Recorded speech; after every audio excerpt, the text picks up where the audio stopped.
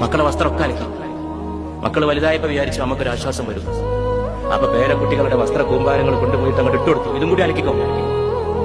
ഒരു കാശും കൊടുക്കാതെ എല്ലാം അലക്കുന്ന ധോബി, മലയാളക്കരയിലെ അമ്മ. അവളെല്ലാം അലക്കും. ഏത് അടിവസ്ത്രം?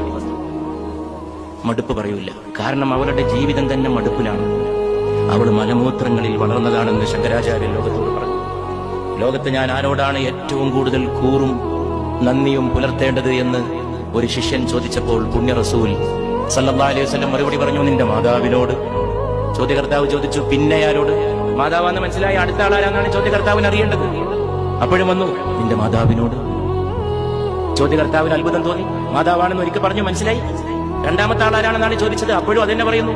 മൂന്നാം വട്ടം ചോദ്യകർത്താവ് വിടാതെ പിടികൂടിക്കൊണ്ട് ചോദിച്ചു, അടുത്ത ആളാരാണ്? Who is the next?